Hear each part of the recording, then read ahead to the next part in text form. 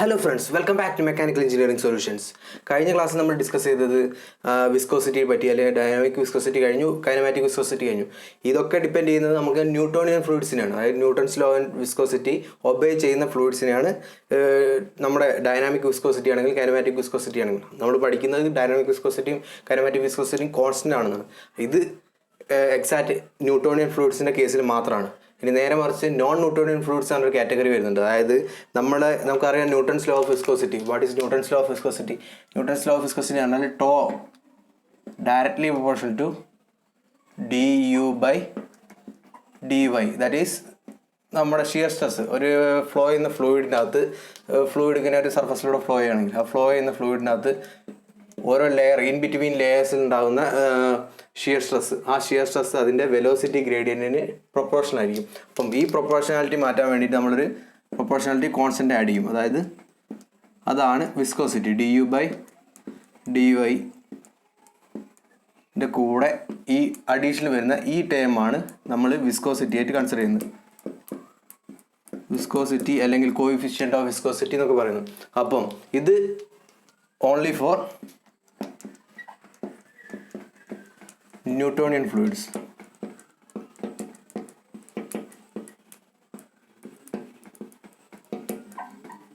Newtonian fluids ആണ്. ഇത് only for Newtonian fluids. അപ്പം നമുക്ക് അപ്പോഴും ഒരു ചിന്ത ഉണ്ടാവും, ന്യൂട്ടോണിയൻ ഫ്ലൂയിഡ്സ് ഉണ്ടെങ്കിൽ നോൺ ന്യൂട്ടോണിയൻ ഫ്ലൂയിഡ്സ് എന്തായാലും ഉണ്ടാവും. അപ്പം what is A factor that ആ നോൺ ന്യൂട്ടോണിയൻ ഫ്ലൂയിഡ്സിൻ്റെ കേസിലേക്ക് വരുമ്പോൾ എന്താണ് അതിൻ്റെ ഒരു ഫാക്ടർ ഉണ്ടാവും? അതായത് നമുക്ക് ഡയറക്റ്റ്ലി ഒരു കാര്യം പറയാൻ പറ്റും, this is not equal to mu into du/dy. അതായത് ഇത് ഒരു കോൺസ്റ്റന്റ് വാല്യൂ അല്ല. അതായത് കോഎഫിഷ്യന്റ് ഓഫ് വിസ്കോസിറ്റി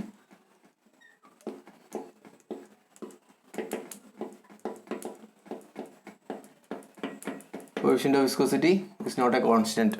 അപ്പം അവിടെ നമുക്കൊരു നോൺ ന്യൂട്ടോണിയൻ ഫ്ലൂയിഡിനെ ഡിഫൈൻ ചെയ്യണമെങ്കിൽ അവിടെ ഒരു എന്തായാലും കോഎഫിഷ്യന്റ് വിസ്കോസിറ്റി ഉണ്ടാവും. ആ വിസ്കോസിറ്റി എങ്ങനെ ഡിഫൈൻ ചെയ്യുന്നതെന്ന് വെച്ചാൽ അപ്പാരന്റ് വിസ്കോസിറ്റി എന്ന് പറഞ്ഞാൽ പുതിയൊരു ടൈം വരും.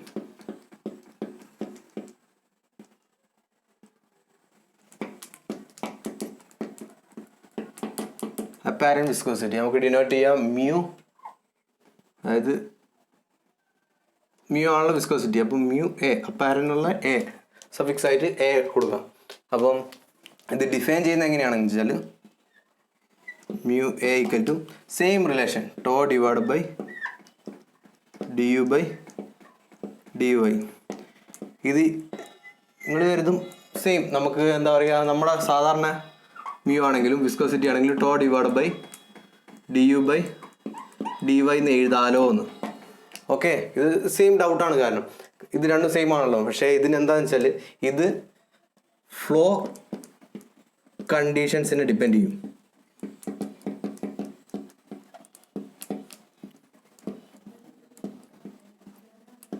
ഓക്കെ, ഈ ഫ്ലോ കണ്ടീഷൻ ഇത് ഡിപ്പെൻഡ് ചെയ്യും. ഇത് കോൺസ്റ്റന്റ് ആണ്. ഓക്കെ, ഒന്നുകൂടി സിമ്പിളായിട്ട് പറയുകയാണെങ്കിൽ നമ്മളിപ്പോൾ ടോ വേഴ്സസ് du/dy ഗ്രാഫ് വരികയായിരിക്കും. ടോ വേഴ്സസ് du/dy ഗ്രാഫ് വരികയാണെങ്കിൽ ഇതിൻ്റെ ഗ്രാഫ് സ്ട്രെയിറ്റ് ലൈൻ ആയിരിക്കും. ഇതാണ് mu, അതായത് കോൺസ്റ്റന്റ് ആയിരിക്കും. അതായത് ഇത് ചേഞ്ച് ചെയ്യുന്നതിനനുസരിച്ച് ചേഞ്ച് ചെയ്തുകൊണ്ടിരിക്കാം. അപ്പം അത് കോൺസ്റ്റന്റ് ആയിരിക്കും. നേരെ മറിച്ച് ഇവിടെ വരുന്ന കേസിൽ mu വേഴ്സസ് du/dy ഗ്രാഫ് വരയ്ക്കുമ്പോൾ ഒന്നെങ്കിൽ എന്തായാലും കോൺസ്റ്റന്റ് ലൈൻ്റെ എബോ അല്ലെ ബിലോ, ഇങ്ങനെ കേസാണ് വരുന്നത്. ഓക്കെ, രണ്ട് കേസ് ഞാൻ പറഞ്ഞുതരാം. പിന്നെ ഒരു അഡീഷണൽ കേസും കൂടി ഉണ്ട്. അപ്പം ഇത് ടോട്ടൽ കൺസെപ്റ്റ് എന്താണ് നോൺ ന്യൂട്ടോണിയൻ ഫ്ലൂയിഡ്സ്. അതായത് non Newtonian fluids R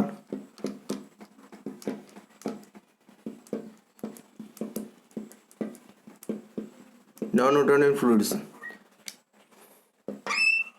which doesn't obey Newton's law of viscosity.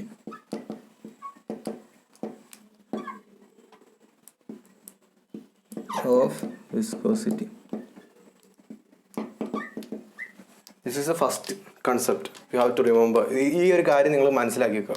അപ്പം ബാക്കി വരുന്നതെന്ന് വെച്ചാൽ classification of non Newtonian fluids. അതായത് ന്യൂട്ടോണിയൻ ഫ്ലൂയിഡ്സ് ഒന്നാണെങ്കിലും നോൺ ന്യൂട്ടോണിയൻ ഫ്ലൂയിഡ്സ് പലതരമുണ്ട്. അത് ടൈം ഡിപ്പെൻഡൻ്റ് ഉണ്ട്, ടൈം ഇൻഡിപെൻഡൻ്റ് ഉണ്ട്. ടൈം ഡിപ്പെൻഡൻ്റ് കേസിൽ വരുമ്പോൾ 2 ടൈപ്പ് വരുന്നുണ്ട്, ടൈം ഇൻഡിപെൻഡൻ്റ് കേസ് വരുമ്പോൾ 3 ടൈപ്പ് വരുന്നുണ്ട്. അപ്പം അത് ക്ലിയർ ആയിട്ട് നമുക്ക് പഠിക്കാം. Okay okay first classification non Newtonian fluids. Non Newtonian ഫ്ലൂയിഡ്സിൻ്റെ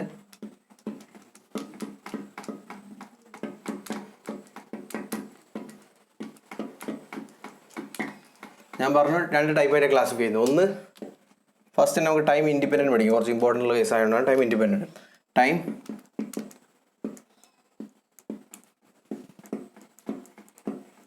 independent. പിന്നെ വരുന്നത് ടൈം ഡിപ്പെൻഡൻറ്റ്.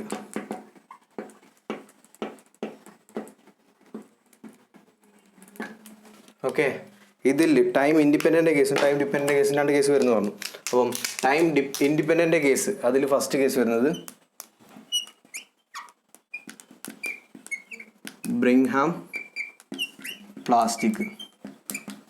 എന്താണെന്ന് ക്ലിയർ ആയിട്ട് ഞാൻ പറയാം. ബ്രിങ്ഹാം പ്ലാസ്റ്റിക് വരുന്നുണ്ട്. രണ്ടാമത്തെ കേസ് വരുന്നത് pseudo plastic. Okay, pseudo plastic. മൂന്നാമത്തെ കേസ് വരുന്നത് ഡൈലാറ്റൻ്റ്.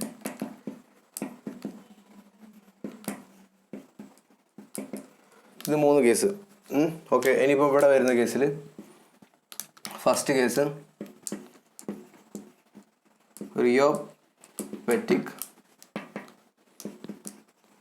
തിക്സോ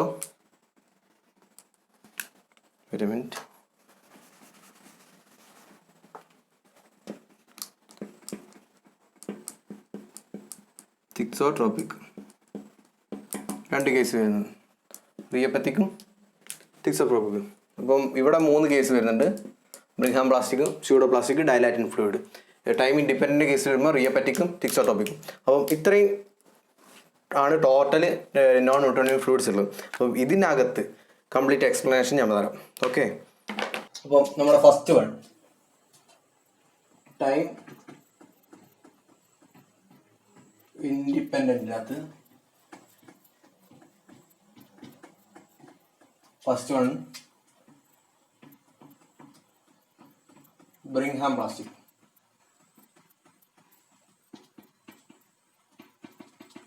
ഓക്കെ, ഇത് എക്സ്പ്ലെയിൻ ചെയ്യാൻ ഏറ്റവും എളുപ്പമുള്ള കാര്യം ഗ്രാഫാണ്. അതായത് നമ്മളിപ്പോൾ ടോ വേഴ്സസ് du/dy ഗ്രാഫ് വരച്ചു. Shear stress versus velocity gradient. Okay, ഇത് വരച്ചു. അപ്പം ബ്രിങ്ഹാം പ്ലാസ്റ്റിക്കിന്റെ പ്രത്യേകത എന്ന് പറഞ്ഞാൽ ഡുവൽ ക്യാരക്ടറാണ്. അതായത് ഡുവൽ ക്യാരക്ടർ, അതായത് നമ്മൾ സോളിഡ്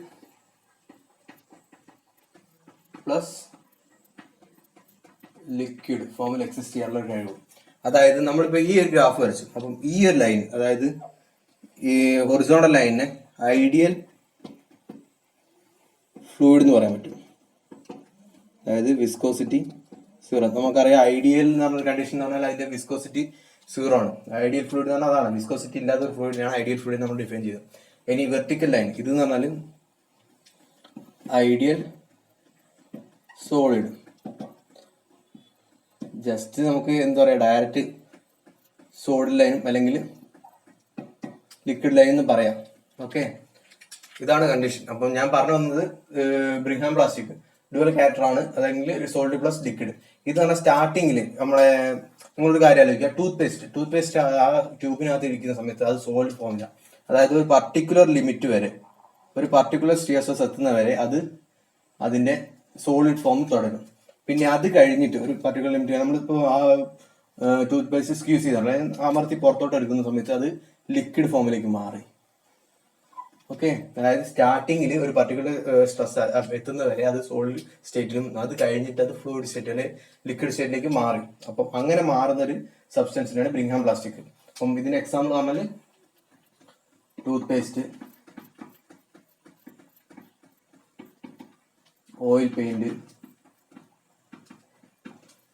കാര്യം ആ ട്യൂബിനകത്ത് ഇരിക്കുന്ന സമയത്ത് അത് സോളിഡ് സ്റ്റേറ്റും, പിന്നെ അത് കുറച്ച് കഴിഞ്ഞ് അത് അപ്ലൈ ചെയ്യുന്ന പ്രഷർ അല്ലെങ്കിൽ ആ സ്ട്രെസ് കൂടി കഴിഞ്ഞാൽ അത് ഫ്ലൂയിഡ് സ്റ്റേറ്റിലേക്ക് മാറി. അത് ഒഴുകാൻ തുടങ്ങുമ്പോൾ അത് ലിക്വിഡ് സ്റ്റേറ്റിലേക്ക് മാറി.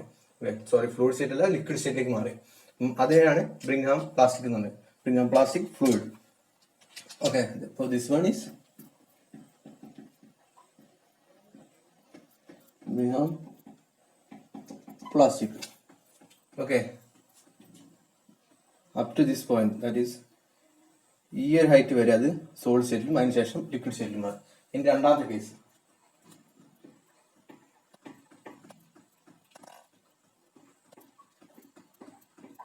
Pseudo plastic. നമ്മൾ പഠിച്ചു, അതായത് apparent viscosity mu a equal to rho divided by du by dy ആണ്. ഓക്കെ, അപ്പോൾ നമ്മൾ ഒറിസോണ്ടലി ഇങ്ങോട്ട് പോകുന്ന സമയത്ത് du by dy ഇൻക്രീസ് ചെയ്യണം. ഓക്കെ, അതുപോലെ തന്നെ വെർട്ടിക്കലി മുകളിലോട്ട് പോകുന്ന സമയത്ത് ടോയും ഇൻക്രീസ് ചെയ്യണം.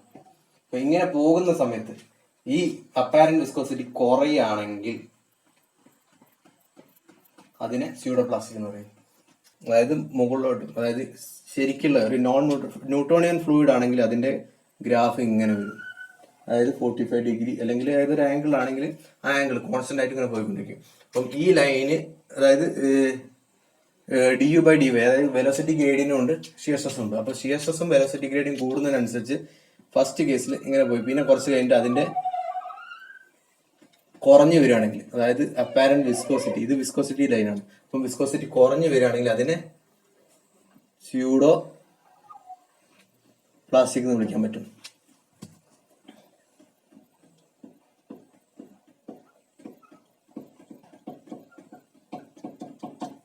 ഓക്കെ, അപ്പം ഇത് ന്യൂട്ടോണിയൻ ഫ്ലൂയിഡ്, അത് ജനറൽ കേസ്. അപ്പം ഇത് സ്യൂഡോ പ്ലാസ്റ്റിക്. ഇനിയിപ്പോൾ അടുത്തത് ഒരു കേസ് വരുന്നത് ഡൈലാറ്ററൽ. ഓക്കെ, ഇതിന് വേറൊരു കേസും കൂടി പറയാനുണ്ട്. അതായത് നമ്മളിപ്പം വിസ്കോസിറ്റി കുറയാണ് ചെയ്യുന്നത്, വിസ്കോസിറ്റി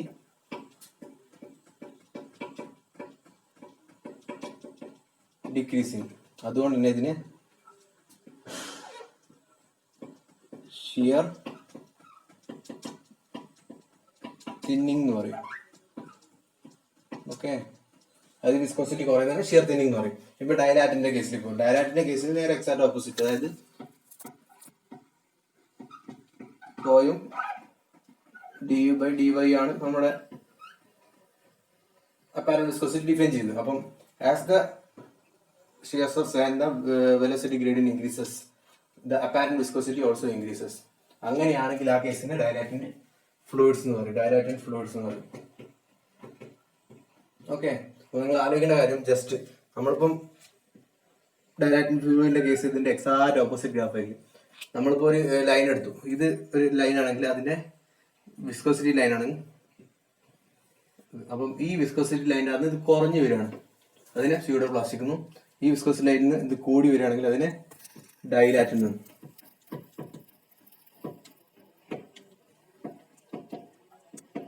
ഫ്ലൂയിഡ് എന്നും പറയാൻ പറ്റും. ഓക്കെ, ഇത്രയും കാര്യങ്ങൾ ജസ്റ്റ് ഒന്ന് ഓർത്ത് വെക്കുക.